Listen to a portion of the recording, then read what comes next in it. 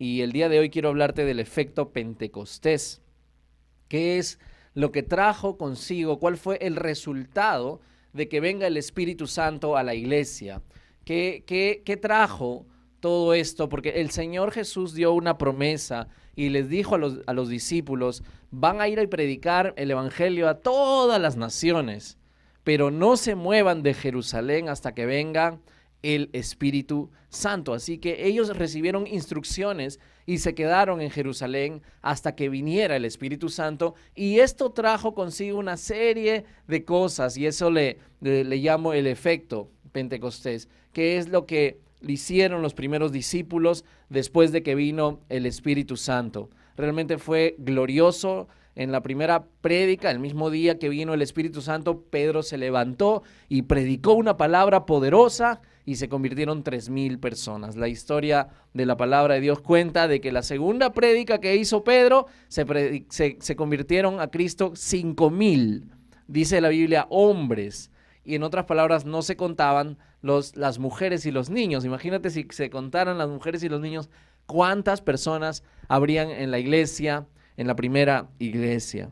Así que en capítulo 2 de Hechos de los Apóstoles te voy a pedir que me acompañes en Hechos capítulo 2, el versículo 42, y tú puedes estudiarlo en tu casa a más profundidad. Solo he tocado unos cuantos versículos aquí, 42, 43, y de ahí me he saltado al 47, y les voy a leer. Todos los creyentes se dedicaban a las enseñanzas de los apóstoles, a la comunión fraternal. Otras versiones dicen a la doctrina. Repite conmigo: doctrina. A la doctrina de los apóstoles, a la comunión fraternal, a participar juntos en las comidas, entre ellas la cena del Señor, y a la oración. ¿Qué más? Un profundo temor reverente vino sobre todos ellos, y los apóstoles realizaban muchas señales milagrosas y maravillas. Todo el tiempo alabando al Señor, a Dios, y disfrutando de la buena voluntad de toda la gente, y cada día el Señor agregaba a esa comunidad cristiana los que iban siendo salvos. Padre, te doy las gracias por esta mañana. Te pedimos, bendito Dios, que hables a nuestro corazón, Señor. Oramos como iglesia, Señor, para recibir tu palabra, Señor. Estamos dispuestos. Espíritu de Dios, te pido, Señor, que esta mañana sea diferente. Te pido, Espíritu Santo, que abras nuestro entendimiento, que vengas con poder a nuestras vidas, que nos llenes, bendito Dios. Lléname, dile al Señor. Lléname, Espíritu Santo, en esta mañana y transforma mi vida. Te lo pido en el nombre de Jesús. Amén. Amén.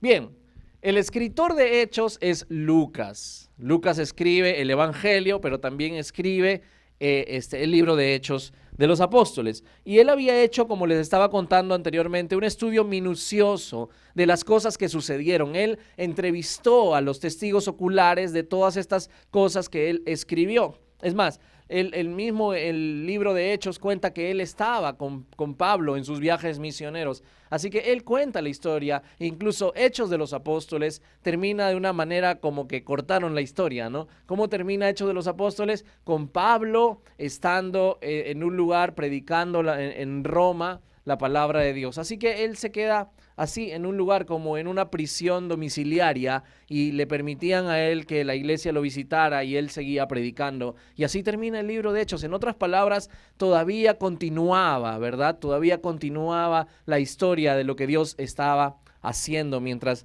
Lucas escribía.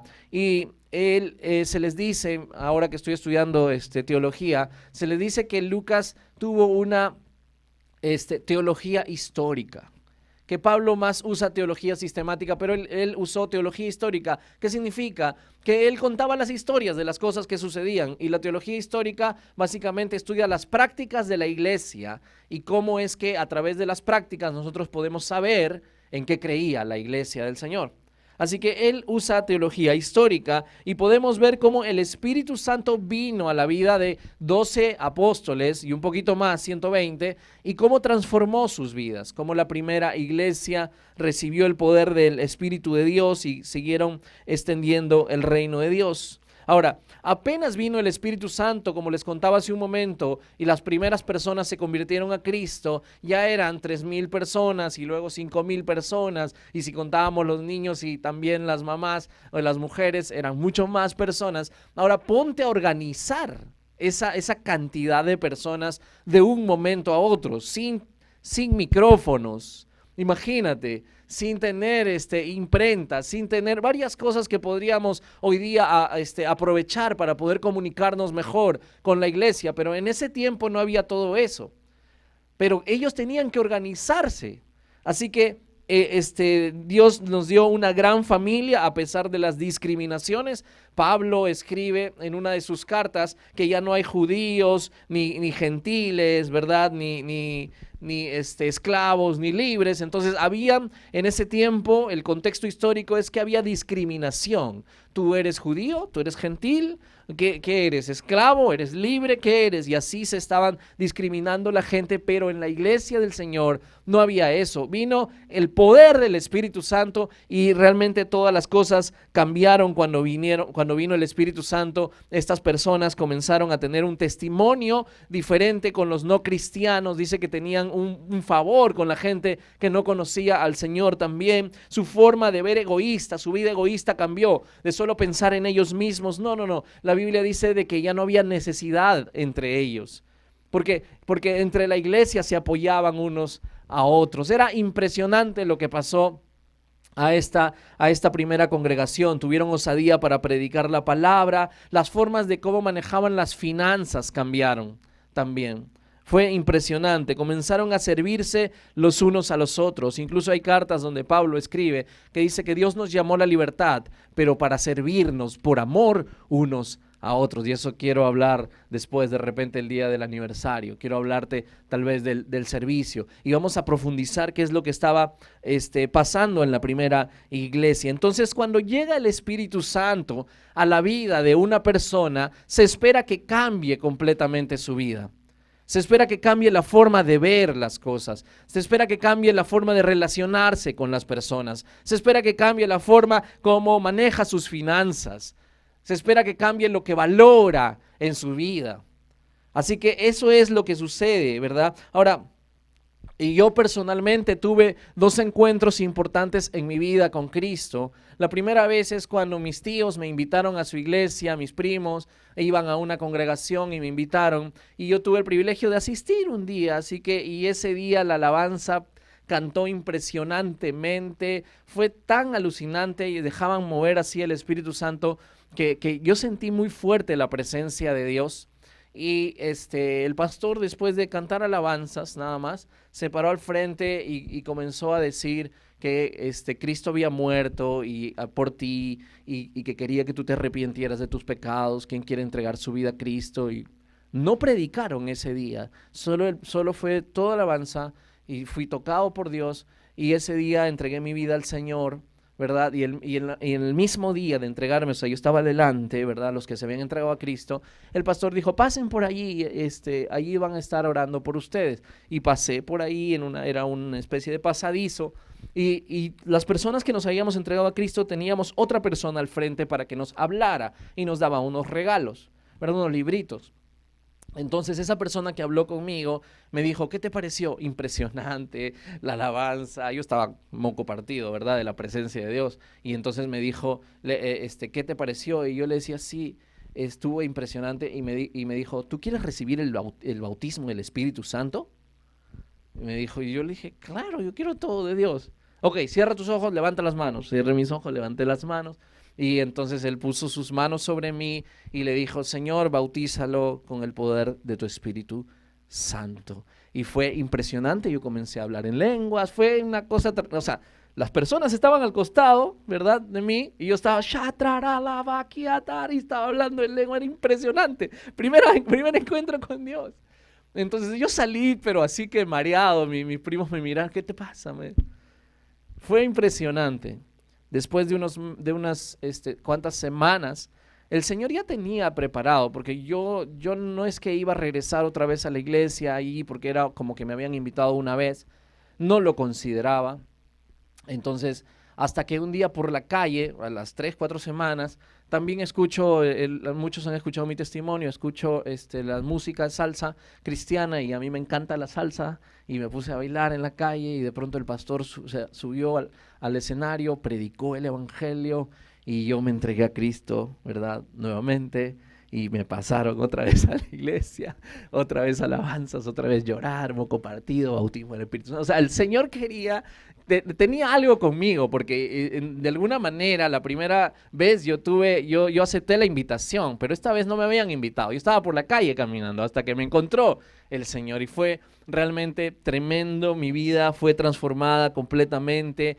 Cuando yo salí de allí, yo quise regresar cada vez que había reuniones. Los libros que me habían regalado en la primera congregación, yo lo estaba leyendo cada momento. Era el libro de Juan. Fue impresionante, mi vida completamente cambió. Yo regresé a buscar a mis amigos del colegio. Yo había salido un año ya del colegio, pero todavía tenía contactos con ellos, así que los fui a buscar, les predicaba. A las 3, 4 semanas de haberme entregado a Cristo, ya tenía un grupo de 5 personas a las que yo les enseñaba la palabra, a pesar que yo tenía solo 4 semanas de haberme entregado al Señor, y realmente mi vida fue transformada completamente. ¿Dónde iba? Yo predicaba la palabra.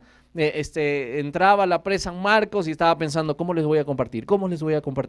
Señor, dame tu gracia. Y me daba ideas el Señor. Yo llevaba mi Biblia Thompson a la presa San Marcos. En el break abría mi Biblia. Y la gente me dice, ¿qué pasa, no?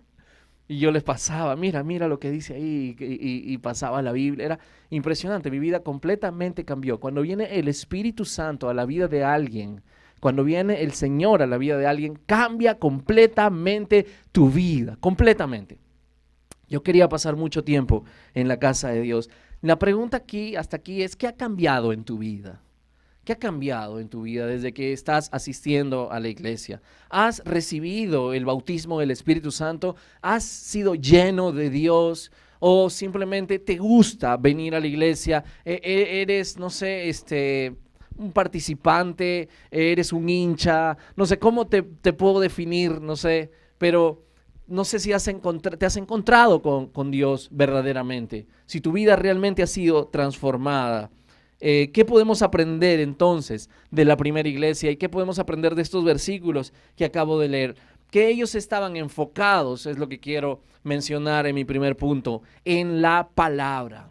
La Biblia dice, todos los creyentes se dedicaban a la enseñanza de los apóstoles. La versión Reina Valera dice a la doctrina de los apóstoles, la didache en griego, ¿verdad? Ellos estaban enfocados en entender la palabra de Dios, en comprenderla. Ellos amaban la palabra de Dios. Algo que había sucedido de forma impresionante es que el Espíritu Santo había venido sobre la vida de los apóstoles y ellos miraban toda la Torá, el Antiguo Testamento, la podían mirar, pero ahora con los ojos de Cristo.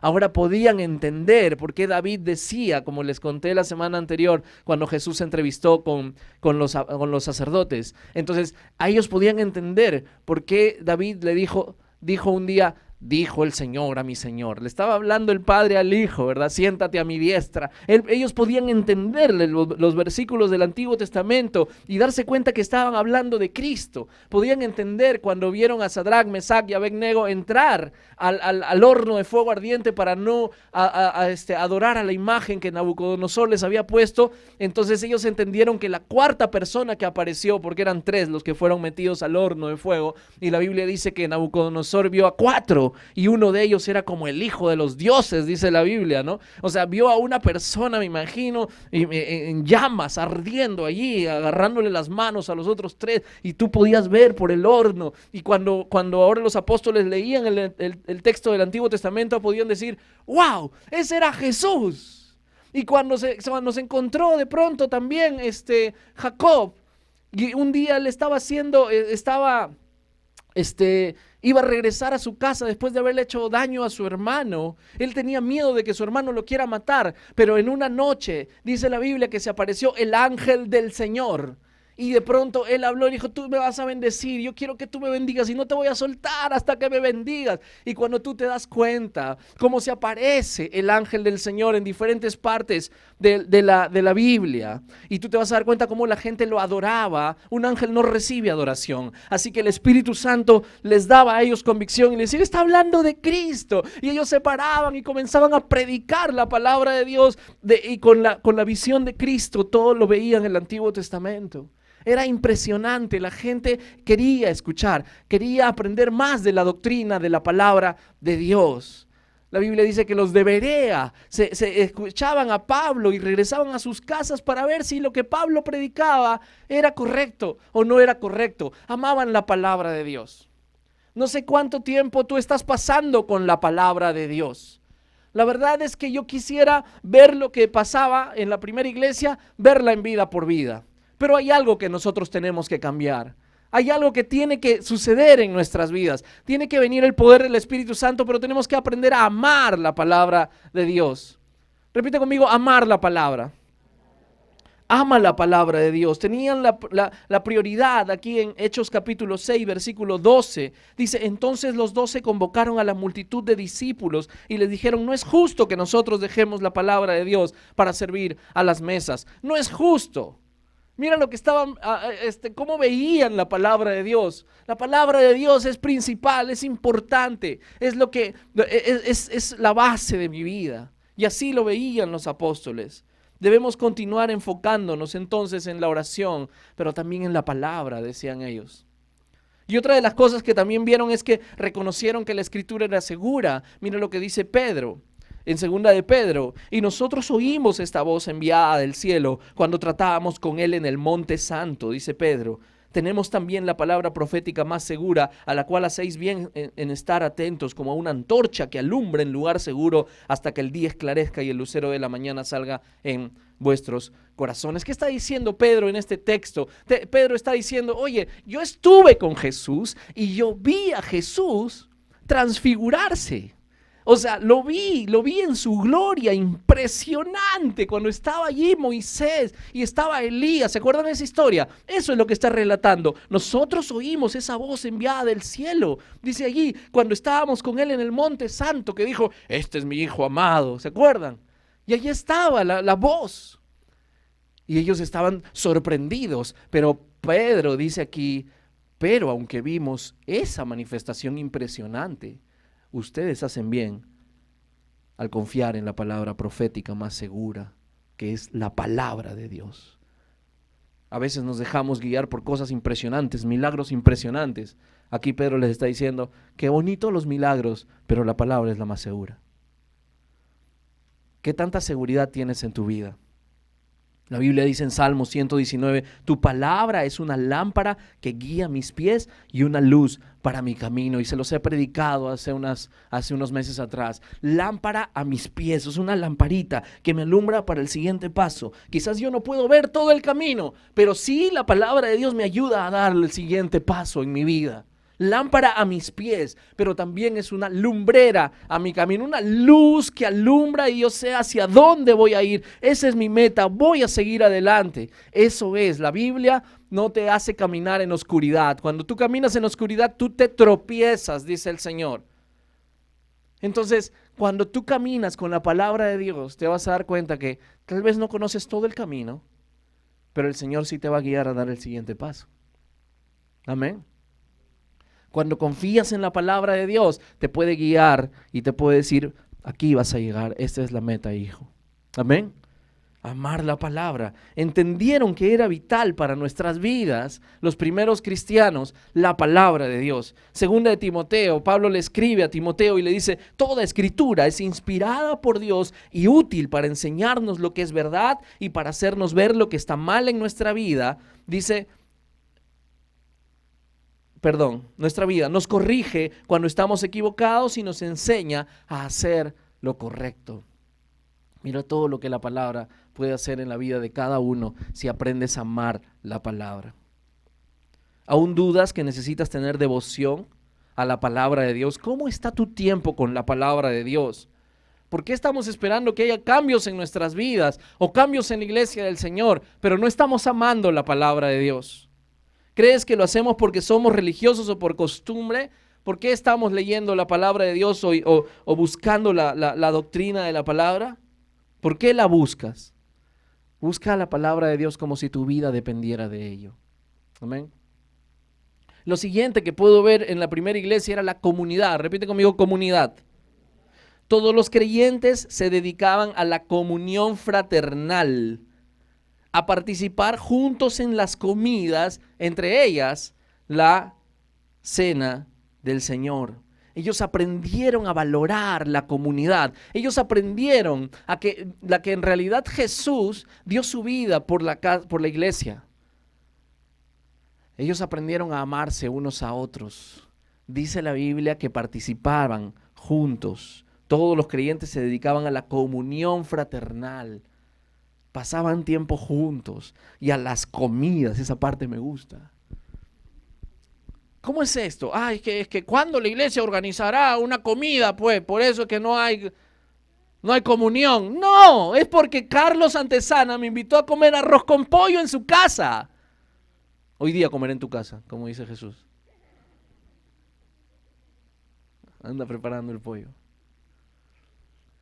Y pasaban tiempo juntos. Disfrutaban.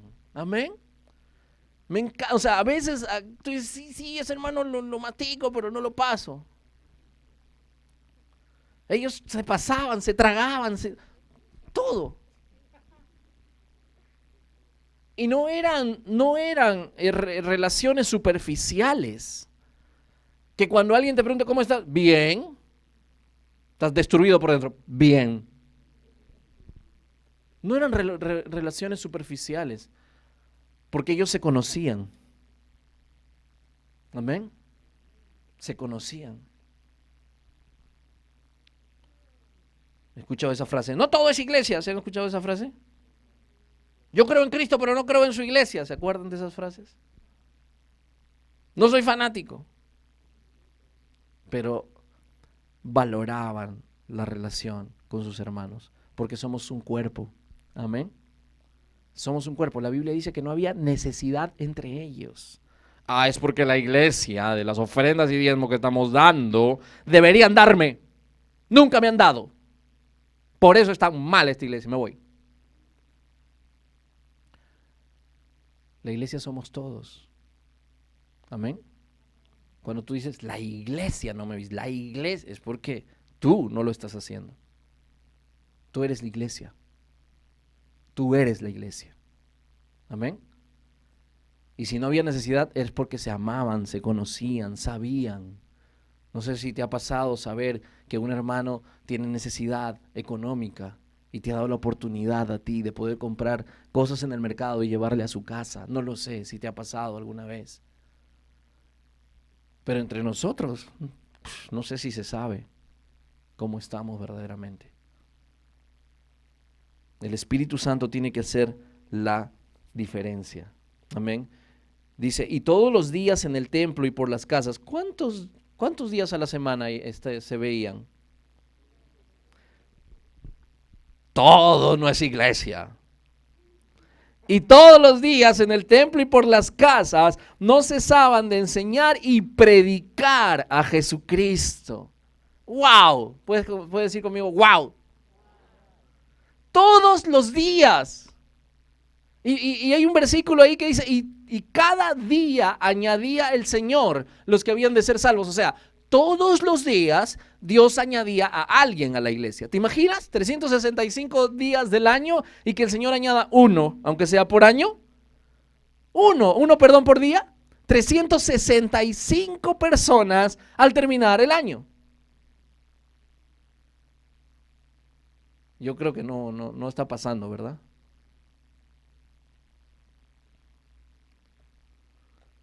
Recuerdo cuando mis padres no me daban permiso para ir a los campamentos de la iglesia.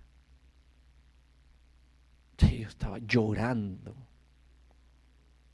¡Castígalos con fuego! No, jamás. Yo lloraba al Señor, recuerdo, en mi cuarto, cerrando la puerta de mi cuarto, y le decía al Señor, tú sabes que te amo y tú sabes que yo quiero asistir. Y le ofrecía mi dolor al Señor como una ofrenda. Tantas cosas que he pasado porque me he entregado al Señor de chibolo, pues, ¿no? De chiquito. Esperaba con ansias cada jueves y cada domingo para ir a escuchar la palabra de Dios. Cada semana asistía a mi grupo de discipulado, como les dijo desde el principio, tenía grupos de discípulos, disfrutaba de las alabanzas. Mi esposa ha contado de que un día entró a la iglesia y que vio a un chico guapísimo saltando, danzando. Era yo.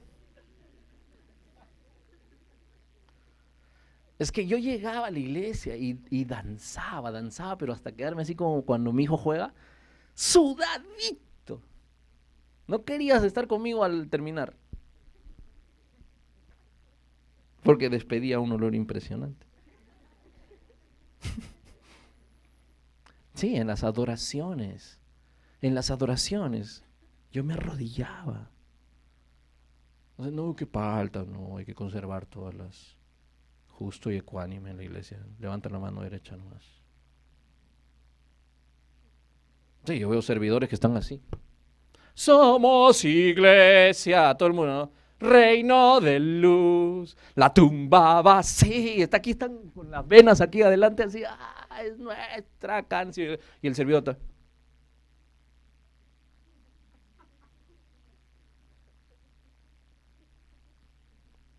Imagínate, si el servidor está así, ¿cómo estará la iglesia? O sea, tenemos que entregarnos. Yo me acuerdo que en la reunión de mujeres tenían que decirnos, escúcheme, tienes que adorar con un ojo nomás, me decían. Porque yo estaba así, ¡la tumbaba así! Y estaba así, ¿no? Y me pasaba el hermano y adora con un ojo. Y yo estaba así, ahora sí, la tumbaba así. Ay, adelante, hermano, por favor. O sea, me encanta que estés en multimedia, me encanta que estés en sonido, me encanta que estés en sin ujieres, me encanta que estés en los niños. Alaba al Señor con todo tu corazón. Amén.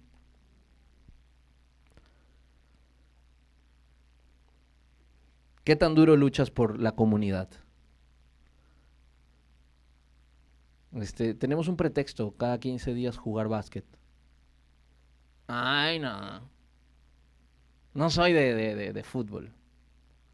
No soy de básquet. No, no soy de bol. No, no, no. Yo soy de bolitas. Yo soy de trompo. No, ya ese es otro tiempo ya, Carlitos. O sea, si ya no vas a jugar, anda alienta, pues. Vamos a estar juntos. Amén.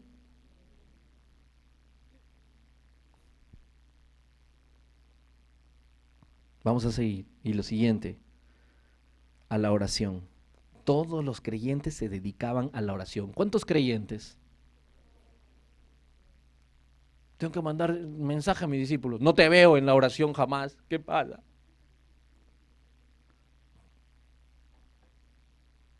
Jesús enseñó a los discípulos a orar la voluntad de Dios. Mira lo que dice en Juan capítulo 12. Jesús está orando y dice, ahora todo mi ser está angustiado. ¿Y acaso voy a decir, Padre, sálvame de esta hora difícil? Si precisamente para afrontarla he venido. Padre, glorifica tu nombre. Se oyó entonces desde el cielo una voz que decía, ya lo he glorificado y volveré a glorificarlo. Mira esta oración. Imagínate, el Padre le respondía. Los discípulos aprendieron esto. Hechos 4:29, mira, Pedro y Juan orando con toda la iglesia. Después que los habían azotado, después que les habían ordenado, no prediquen en el nombre de Jesucristo a nadie. Ellos regresaron a la iglesia y la iglesia tenía la costumbre de orar. Y levantaron sus voces y dice, y ahora, Señor, estaban orando, escucha sus amenazas y danos a nosotros, tus siervos, mucho valor para predicar tu palabra. Mira estas oraciones, busco tu voluntad, mira sus amenazas, me van a matar. No, Señor, sálvame, protégenos, Señor, líbranos. No, no, no, mira sus oraciones. Dame valentía, Señor. Quiero predicar tu palabra, quiero hacer tu voluntad, Dios, ayúdanos. O sea, en la oración nuestro corazón comienza a alinearse con la voluntad de Dios. Cuando golpearon a Pedro y a Juan, oraron por la libertad de Pedro, cuando también el ángel, ¿se acuerdan?, lo liberó a Pedro. Estaban orando constantemente. La Biblia dice mañana y noche, mañana, noche. Estaban todo el día orando. Cuando apedrearon también a Pablo, la Biblia dice que los discípulos lo rodearon. Y luego Pablo se levantó. ¿Te imaginas esa oración? Ver a Pablo resucitar. Yo creo literalmente que una apedreada no te dejan así heridito. Lo apedrearon, lo mataron. Pero la iglesia lo rodeó y se levantó nuevamente. Quiero ver esa iglesia. Amén. Mira, voy a terminar con esto. En 1993 se hizo una encuesta. 2,000 personas que asistían a la iglesia y se les preguntó por sus hábitos de oración. Y sus respuestas fueron un reflejo de la población cristiana. Los 3 temas principales de oración después de esta encuesta fueron: yo oro por los alimentos. Segundo tema importante de la oración: yo oro por seguridad personal y familiar. Y la tercera: yo oro por bendiciones personales. Fueron los 3 temas más importantes de oración en los cristianos, que es un reflejo de cómo oran los cristianos ahora. ¿Te imaginas? No sé si te das cuenta que hay un cierto egoísmo ahí.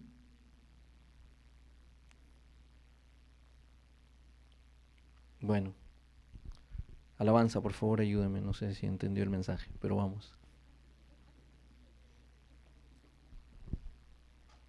Vida por Vida tiene ¿cuántos horarios de oración, Patti? Martes, jueves y sábado. Y viernes 3 veces en el día. Nos conectamos. Si tal vez no estás en el grupo de WhatsApp de la iglesia, yo te pido que a la hora de salida te acerques a la sala de bienvenida y digas: mi número es 525-2525, 525-25. Le digas el número para agregarte. Amén. Y sepas cuánto, cuándo y en qué momento estamos buscando al Señor, orando. ¿Con qué frecuencia oras? ¿Cuánto tiempo estás orando? ¿Cuántos minutos estás orando? ¿Tienes tiempos de oración refrescante?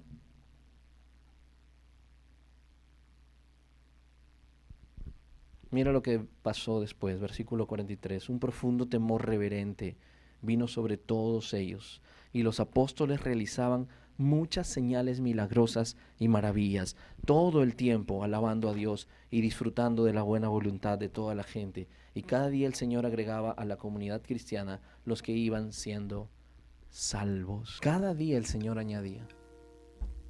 ¿Qué te puedo decir con esto? Quiero que luches por tu amor por la palabra. Quiero que pelees porque aunque tu carne no quiera, leas, estudies, vayas a tu discipulado, aprende más del Señor. Porque en realidad no vamos a ser la iglesia que Dios quiere hasta que no amemos la palabra. Quiero animarte a buscar comunidad. Que si te enteraste de que nos vamos a reunir a tomar algo, un cafecito, vamos. Es más, te animo a todos. Hay varios aquí que les encanta la comida. Te animo a que prepares una comida en tu casa. Invites a algunos hermanos. Venga a comer. No, porque cumpleaños. No es cumpleaños. Quiero tenerte en mi casa. Ven. Vamos a hacer comunidad, amén. Vamos a conocernos. Quiero mirarte a los ojos y saber qué es lo que te está pasando. Y eso solamente pasa en relación. Valoremos que somos la casa de Dios, hermanos. No esperemos que los líderes nos citen. Ustedes son la casa de Dios. Si la Biblia dice que Dios añadía a la iglesia cada día, es porque cada día predicaban al Señor. Quiero animarte a que cada domingo de cada año que nos reunamos aquí, tú intentes, tú busques, tú ores, tú llames, tú invites, tú pagues, tú traigas a alguien a la casa de Dios. Vamos a ver la mano, a dejar de pensar solo en nosotros, cuando la palabra de Dios nos enseña de que nosotros, si nos dedicamos al reino de Dios, si buscamos el reino, todo lo demás viene por añadidura, dice la palabra. Cuando tú te dedicas y piensas en las cosas que el Señor está pensando, te aseguro que tu familia va a estar fuerte. Te aseguro que las cosas en tu casa van a venir cambiando. Y vas a decir, ¿cómo es posible? Yo tampoco hacía tanto esfuerzo.